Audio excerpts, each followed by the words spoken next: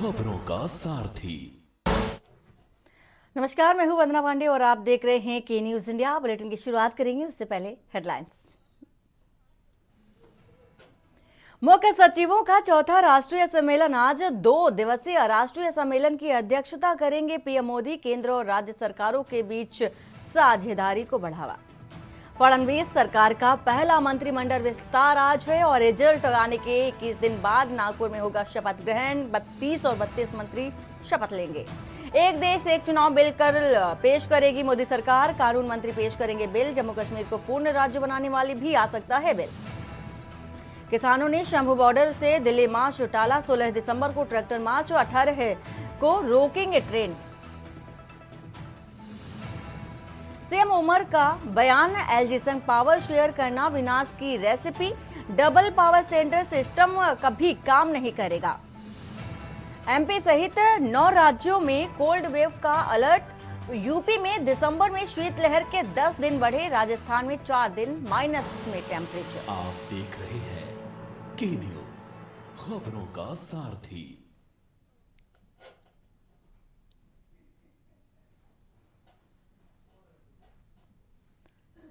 और अब बुलेटिन की शुरुआत बड़ी खबर से करने जा रहे हैं। One nation one election bill से जुड़ी ये बड़ी खबर आपको बता रहे हैं। One nation one election bill कल पेश होगा और मोदी सरकार ये बिल पेश करती नजर आएगी। One nation one election bill कल होना था पेश, लेकिन लोकसभा की संशोधित बिल सूची में बिल नहीं है और लोकसभा की 16 तारीख की सूची में लिस्टेड था बिल, जिसको लेकर के अभी ये ताजा अपडेट जो कि आपको बता रहे हैं, कल बिल पेश होना है। सरकार ने लोकसभा के सांसदों को बिल भी भेजा था। 20 दिसंबर तक संसद का शीतकालीन जो सत्र है वो चलना है। फिलहाल एक देश एक चुनाव को लेकर के बड़ी खबर आपको बता रहे हैं।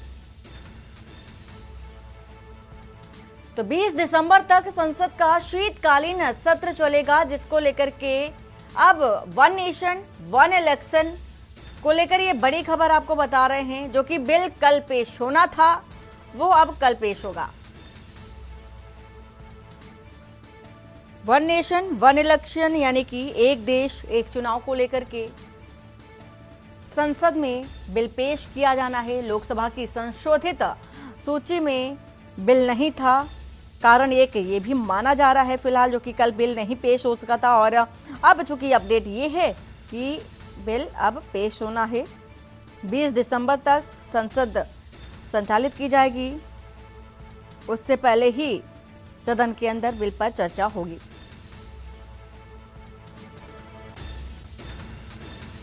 तो एक देश एक चुनाव को लेकर के आपको एक खबर बता रहे हैं। और बीते दिनों मोदी सरकार की ओर से मंजूरी भी मिल चुकी है वन नेशन वन इलेक्शन को। और बीते साल इस पर चर्चा भी की गई थी। बाकायदे एक सूची भी बनाई गई थी। रामनाथ कोविंद के जरिए, जो कि पूर्व राष्ट्रपति रहे हैं, और उन्होंने एक सूची बनाई थी, बिल इसका तैयार किया था। और उसके बाद मोदी सरकार ने इस पर विचार विमर्श किया, तब जाकर के मंजूरी मिली। और अब चूंकि बिल पेश होना है सदन के अंदर, 20 दिसंबर तक सदन जो कि संसद है वो सत्र, शीतकालीन जो सत्र है वो संचालित होना है। उससे पहले ही ये चर्चा की जाएगी।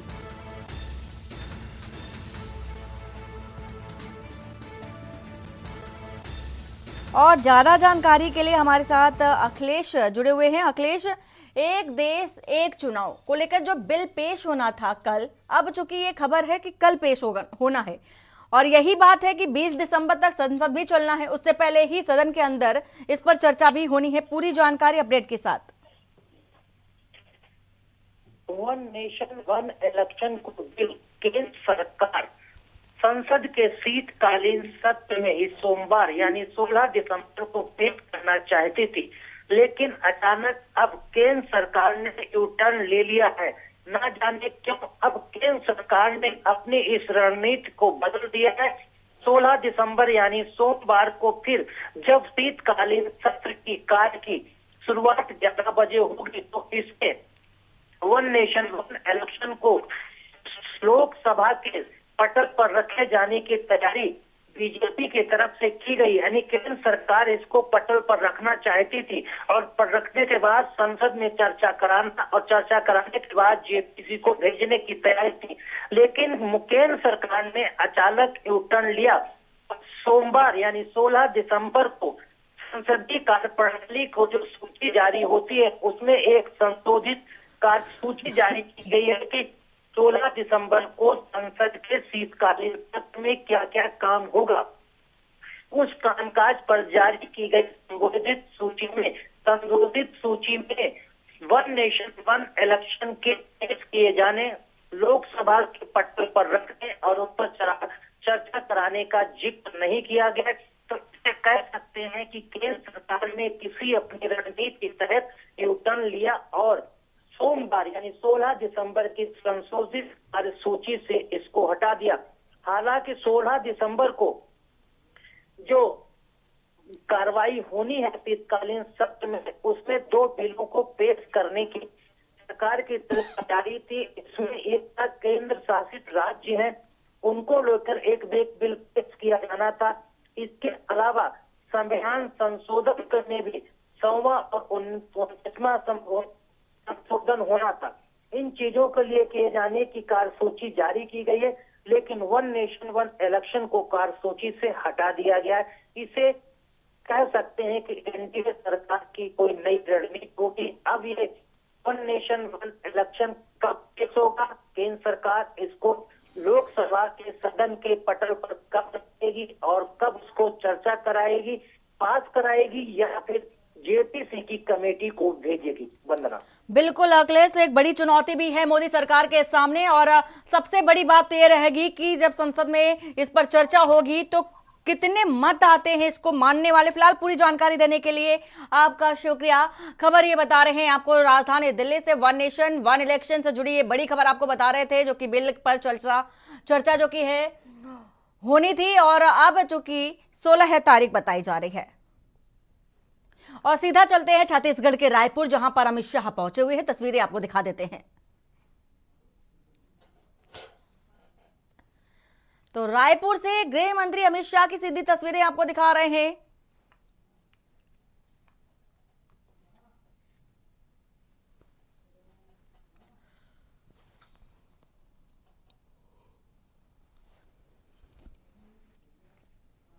तो ये परेड ग्राउंड की आपको ये तस्वीरें दिखा रहे हैं रायपुर से।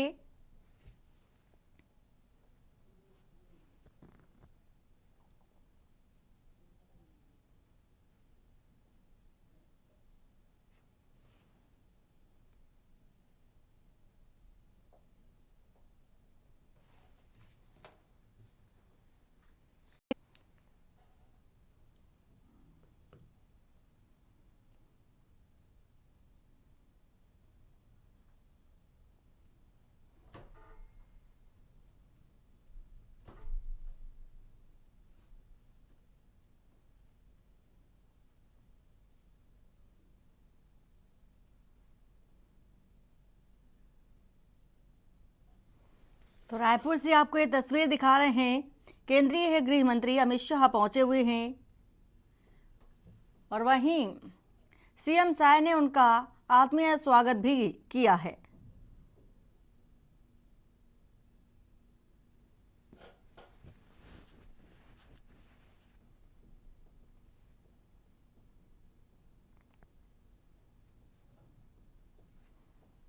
बता दें आपको कि केंद्रीय गृह मंत्री अमित शाह, जो कि तस्वीरें आपको दिखा रहे हैं, आज स्वामी विवेकानंद विमानतल रायपुर पहुंचे और विष्णुदेव साय, जो कि छत्तीसगढ़ के मुख्यमंत्री हैं, उनका भव्य स्वागत सत्कार किया।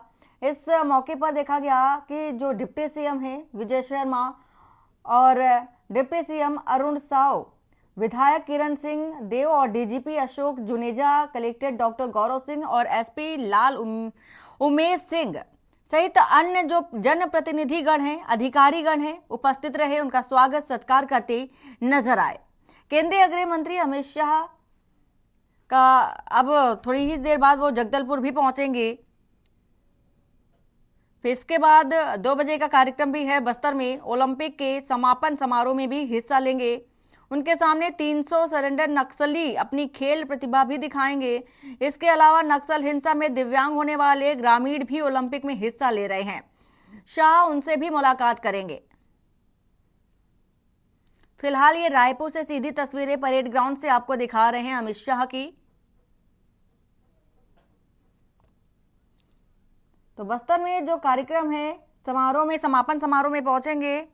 बस्तर संभाग के 7 जिलों के 3000 खिलाड़ी इस दौरान मौजूद भी रहेंगे, जो कि 2 बजे का जो कार्यक्रम है वहां पर भी देखा जाएगा। निरीक्षण संपन्न हुआ। माननीय मुख्य अतिथि महोदय मंचस्थ हो रहे हैं। साथ में है पुलिस महानिदेशक महोदय छत्तीसगढ़।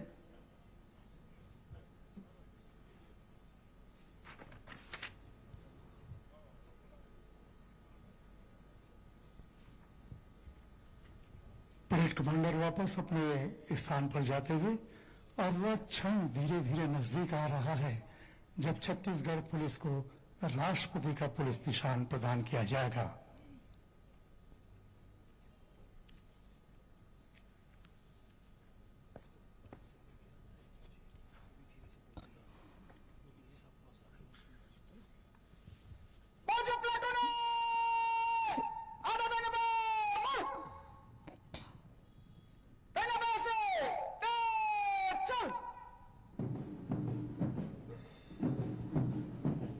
और एक होलो स्क्वायर बनाने के लिए बम की परेड के बाजू प्लाटूनें अग्रसर हैं।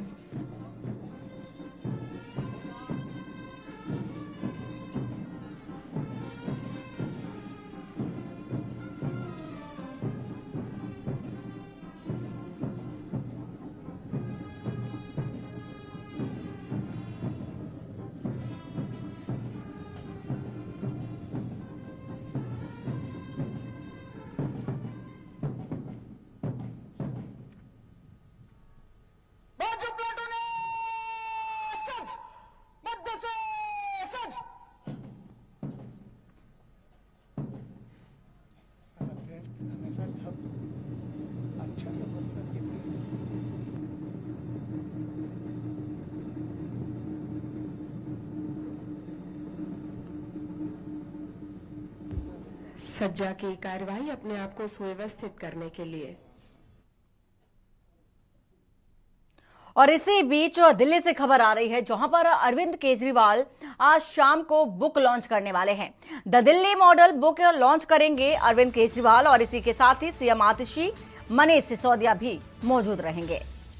सत्येंद्र जैन और जैस्मिन शाह भी इस दौरान मौजूद रहेंगे।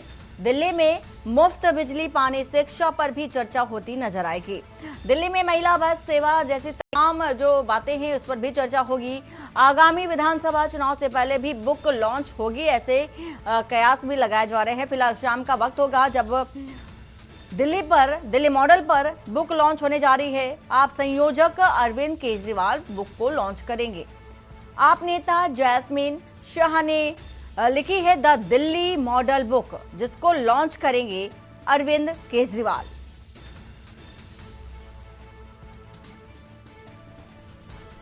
आज शाम को बुक लॉन्च होगी और इस दौरान मनीष सिसोदिया, सत्येंद्र जैन जैसे तमाम जो बड़े दिग्गज नेता हैं मौजूद रहेंगे। आम आदमी पार्टी के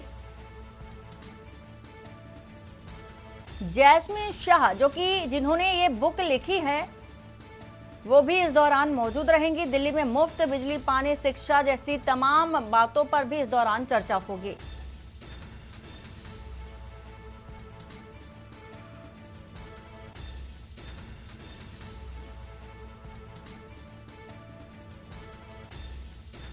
तो आम आदमी पार्टी की ओर से जो भी सुविधाएं मुहैया कराई जा रही है राजधानी दिल्ली को, दिल्ली वासियों को, उस पर भी चर्चा होगी। और साथ ही साथ देखा जा रहा है कि जो शिक्षा और स्वास्थ्य को लेकर के भी चर्चा की जाएगी। द दिल्ली मॉडल बुक फिलहाल लॉन्च होने जा रही है। शाम का वक्त होगा जब ये बुक लॉन्च होगी और सीएम आतिशी मनीष सिसोदिया के साथ तमाम दिग्गज नेता आपके नजर आएंगे।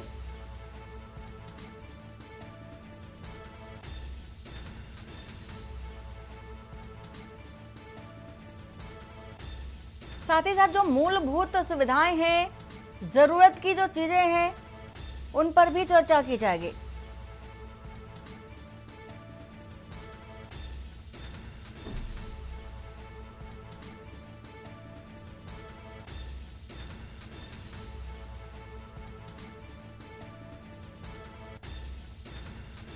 तो विधानसभा चुनाव से पहले ये बुक लॉन्च होने जा रही है और इस बुक में ये माना जा रहा है, कयास लगाया जा रहा है कि इस बुक में दिल्ली मॉडल को लेकर के अंकित किया गया है।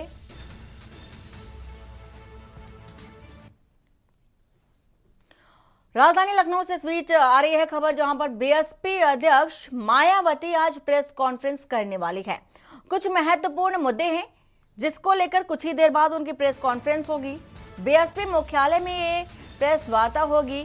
कुछ महत्वपूर्ण अहम जो पॉइंट्स हैं उनको लेकर के चर्चा भी की जाएगी। बीएसपी सुप्रीमो मायावती बेहद सक्रिय इस दौरान नजर भी आ रही हैं।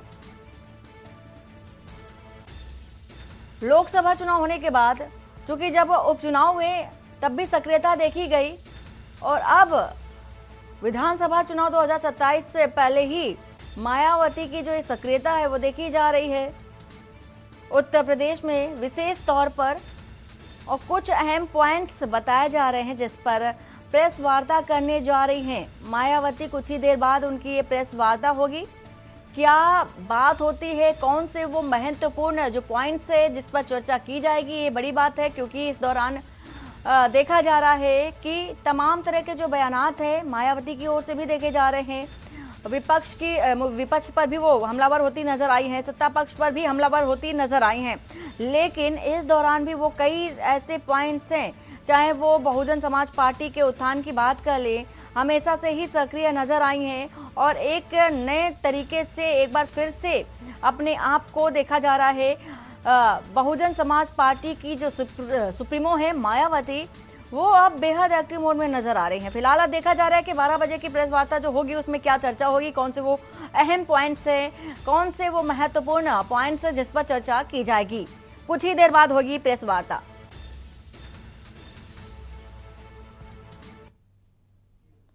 लखनऊ से एक खबर आपको बता रहे हैं जहां पर रक्षा कंपनियां करेंगी 25,000 करोड़ का निवेश। बुंदेलखंड में सबसे ज्यादा जो जमीन अधिकृत की गई है, 6 रक्षा नोट के लिए निवेश प्रस्ताव भी मिल चुके हैं। ऐसे में 400 करोड़ रुपए से मिसाइल सिस्टम की जो सुविधा कोड है, सुविधा केंद्र भी देखे जा रहे हैं कि झांसी के लिए एक बड़ा अमाउंट निवेश करने की जो तैयारी है वो देखी जा रही है। भारत डायमेक्स 400 करोड़ बना है और मिसाइल सिस्टम झांसी बनाएगा और मैन्युफैक्चरिंग सुविधाएं भी यहां पर केंद्र में मौजूद रहेंगी। इस कंपनी को जमीन आवंटित कर दी गई है। नौ भारत डिफेंस सिस्टम 322 करोड़ से TNT, NC, NG और RDX विस्फोटक का भी निर्माण होगा। ये बड़ी खबर आपको बता रहे हैं। राजधानी लखनऊ से एक खबर है जहां पर RDX, NC, NG, TNT जैसे तमाम जो विस्फोटक है उसका निर्माण यहां पर होगा, जिसको लेकर के तमाम तरह की जो तैयारियां हैं वो देखी जा रही हैं। फिलहाल ये राजधानी लखनऊ से आपको एक खबर बता रहे हैं, रक्षा कंपनियां 25,000 करोड़ का निवेश करने जा रही हैं। बुंदेलखंड में सबसे ज्यादा जमीन अधिकृत की गई है और इसी के साथ ही साथ आपको ये भी बता दें कि 6 रक्षा नोट के लिए निवेश प्रस्ताव भी मिल चुके हैं, क्योंकि अब अगर बात करें तो 400 करोड़ रुपए से मिसाइल सिस्टम सुविधा केंद्र भी मुहैया कराया जाएगा। साथ ही झांसी के लिए एक बड़ा अमाउंट चूंकि बता रहे हैं आपको निवेश करने की जो तैयारी है वो भी देखी जा रही है। भारत डायमेक्स 400 करोड़ से मिसाइल सिस्टम भी बना है और झांसी अब मैन्युफैक्चरिंग सुविधा केंद्र भी बनाएगा जहां पर विस्फोटक तैयार किए जाएंगे। इस कंपनी को जमीन भी आवंटित कर दी गई है।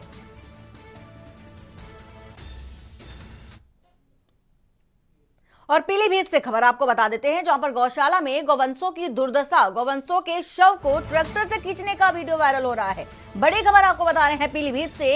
ये देखा जा रहा है कि ट्रैक्टर से बांध करके घसीटे शव का वीडियो सोशल मीडिया पर जमकर वायरल हो रहा है। वायरल वीडियो का डीएम ने संज्ञान भी लिया। मनमानी करने पर प्रधान पौत्र केयरटेकर पर भी एफआईआर दर्ज की गई।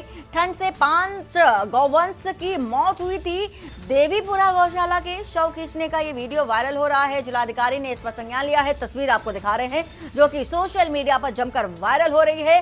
ट्रैक्टर से गौवंश का शव घसीटते नजर आ रहे हैं। आप देख सकते हैं चालक। और ये जब ये वीडियो सोशल मीडिया पर वायरल हुआ, इस वीडियो को लेकर के जिलाधिकारी ने इस पर एक्शन भी लिया है और मामले को संज्ञान में लेकर के कार्रवाई भी देखी जा रही है। फिलहाल ये तस्वीर आपको वायरल जो हो रही है सोशल मीडिया पर, तस्वीर वो दिखा रहे हैं हम आपको गौवंश की ये तस्वीर, ट्रैक्टर से बांधकर घसीटे शव का वीडियो सोशल मीडिया पर वायरल हो रहा है।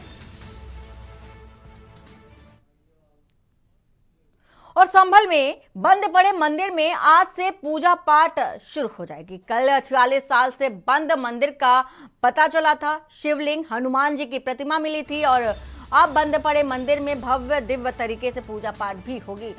आपको बता देते हैं कि 46 साल बाद जो एक पुराना मंदिर था उसको जब खोला गया तो वहां पर सीधे तौर पर भगवान हनुमान की तस्वीर नजर आई, शिवलिंग नजर आए, भगवान भोलेनाथ की ये तस्वीर नजर आई। जो लिंग है शिव का वो भी देखा जा रहा था। इसके बाद से अब चूंकि ये खबर है कि पूजा पाठ भी इस जर्जर जो मंदिर बंद हो चुका है उस पर अब पूजा पाठ भी शुरू हो चुकी है। मंदिर परिसर और आसपास लगे सीसीटीवी, आसपास के इलाके में अवैध अतिक्रमण ध्वस्त किए गए।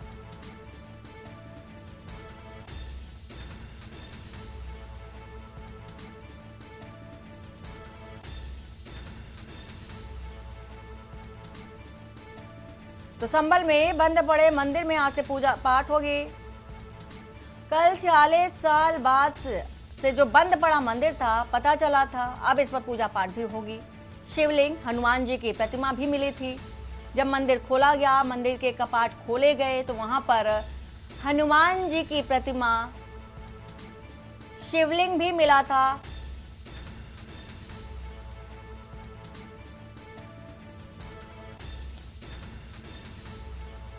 तो शिवलिंग, हनुमान जी की प्रतिमा मिली थी और इसी के साथ ही आपको ये भी बता दें कि बंद पड़े मंदिर में भव्य दिव्य तरीके से पूजा पाठ भी की है और मंदिर परिसर और आसपास लगे सीसीटीवी, आसपास के इलाके में अवैध अतिक्रमण को ध्वस्त किया गया। मंदिर से सटे मकानों को भी चेक किया गया, नक्शा भी चेक होगा अब।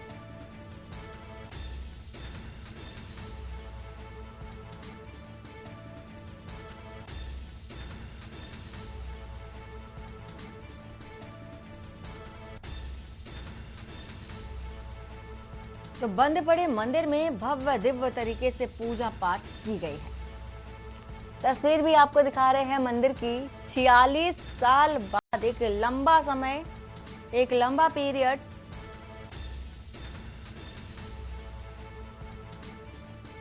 जब मंदिर खोला गया तो वहां पर हनुमान जी की प्रतिमा मिली, शिवलिंग मिले।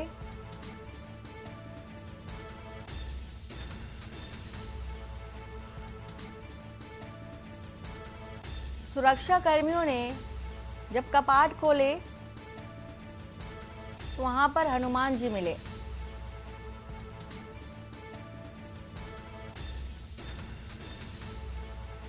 बेहद पुराना ये मंदिर है, तस्वीर आपको दिखा रहे हैं। 46 साल तक ये मंदिर बंद था और जब सूचना मिली तो मंदिर के कपाट खोले गए तो वहां पर ये पाया गया कि मंदिर में हनुमान जी की प्रतिमा, शिवलिंग थे और वहां पर पहले भी पूजा पाठ हुआ करती थी।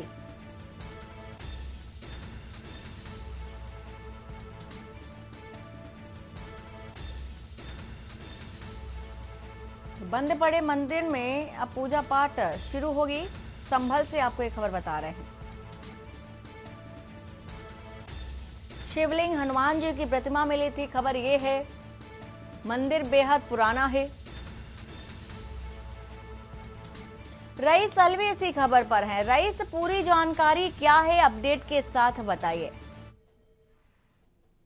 बंदना जी, मैं आपको बताने का पूरा प्रयास करूंगा। जिस तरह से कल दोपहर के समय लगभग रात्रि में एक अभियान चलाया गया था जो कि संभल हिंसा हुई थी। और संभल हिंसा के बाद जिस तरह से संभल में चोरी और अतिक्रमण को लेकर डीएम संभल डॉक्टर राजेंद्र पेशिया और एसपी के बिश्नोई की मौजूदगी में एक अभियान चलाया जा रहा था बिजली धरपकड़ और अधिक्रमण को लेकर। तो रात्रि में जब अधिक्रमण चल रहा था तो अभी सुबह जब दिन निकलते ही वो एक पतली गली में जब पहुंचे तो वहां पर एक बरसों से बंद पड़ा एक मंदिर नजर आया।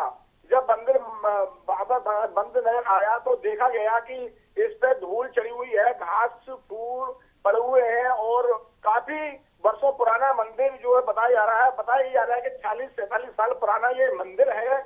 यहाँ पर जो है कुछ हिंदू समुदाय के लोग रहते थे जो यहाँ से मकान बेचकर अपनी गड़बड़ियां बेचकर यहाँ से चले गए हैं। कुछ लोगों का कहना ये भी है कि यहाँ से जो है पलायन करके गए हैं। कुछ लोगों का कहना यह है कि कुछ एक विवाद हुआ था सन 47 में, तो सन 47 के बाद यहाँ से कुछ लोग चले गए थे। तो उसी दौरान ये मंदिर यहाँ पर बंद था और बंद पड़ा हुआ था। तो स्वयं जिला अधिकारी राजेंद्र पेशिया जी ने और एसपी के बिश्नोई जी ने स्वयं उस मंदिर को खुलवाया और धूल मट्टी हटवाई। साथ ही साथ जो एसपी हैं श्री चंद और संभल के सीओ हैं अनुज मलिक, जो कि उन्होंने अपने हाथों से मंदिर की साफ सफाई की और हनुमान मूर्ति और शिवलिंग की भी सफाई की। और सफाई करने के बाद आज जो है सुबह से ही जैसे ही ये मामला मीडिया में छाया और मीडिया के जरिए से ही मुरादाबाद हो या अमरोहा हो या संभल के आसपास के क्षेत्र के लोग यहाँ पर जल अभिषेक करने के लिए पहुंच रहे हैं। भारी लंबी तादाद यहाँ पर लग गई है और साथ ही साथ पुलिस बल की यहाँ पर मौजूदगी है। एएसपी श्री चंद यहाँ मौजूद है। साथ ही साथ यहाँ पर प्रशासन ने जो है सीसीटीवी कैमरे लगवा दिए गए हैं और जो वर्षों पुराना एक कुआं था वो कुआं को ही खुदवाया जा रहा है, कुआं को चालू किया जा रहा है। एक मकान के आगे वो कुआं आ रहा है तो कुआं जो मकान स्वामी है उसको प्रशासन ने निर्देश दिए हैं कि अपने मकान की यहाँ से दरवाजा बंद कर लें अथवा कहीं से और जगह से दरवाजा खोलें। तो उस कुएं के लिए भी जो है खोला जा रहा है और उस मकान स्वामी को निर्देश दिए गए हैं कि वो मकान स्वामी अपना दरवाजा बंद भी कर रहा है। देखा जा रहा है कि यहाँ पर जब हमने आगे जायजा लिया कि न्यूज ने तो देखा गया कि चारों तरफ यहाँ पर मुस्लिम बस्ती है। किसी भी बहुत दूर तक यहाँ पर जो है हिंदू बस्ती कहीं नहीं है। और साथ ही साथ यहाँ से करीब 50 या 100 कदम दूरी पर सपा के सांसद जियाउर रहमान बरक साहब का भी आवाज से है और उनका ही चित्र यहाँ पर आता है। तो साफ तौर पर देखा जा रहा है कि कहीं ना कहीं जो है यहाँ पर जिस तरह से आरोप लगाए गए हैं मुसलमान द्वारा कि मुसलमान ने यहाँ पर अत्याचार किया था, उस दौरान यहाँ पर हम लोग पलायन करने से ले गए थे और यहाँ पर हमने जो है इस मंदिर को देखने के नहीं। लेकिन कुछ मुसलमान समुदाय के लोगों का यदि कहना है कि हम इस मंदिर की देख कर रहे थे, कोई भी हिंदू समाज का यहाँ पर जल अभिषेक करने नहीं आ रहा था। जी बहुत शुक्रिया रईस पूरी जानकारी देने के लिए।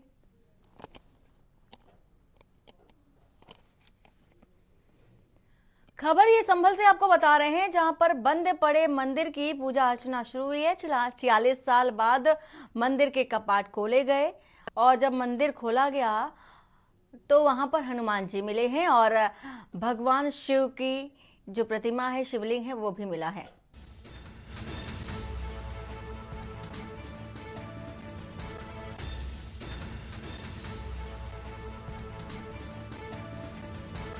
तो मंदिर परिसर और आसपास लगे सीसीटीवी और इससे पता चल सका है कि वहां पर मंदिर था, मंदिर के कपाट खोले गए जिसके बाद हनुमान जी भी मिले और शिवलिंग भी मिला है। पूजा पाठ फिलहाल शुरू हो चुकी है। वक्त हो चला एक छोटे से ब्रेक का। ब्रेक के बाद जल्द हाजिर होते हैं। आप देख रहे हैं के न्यूज, खबरों का सारथी।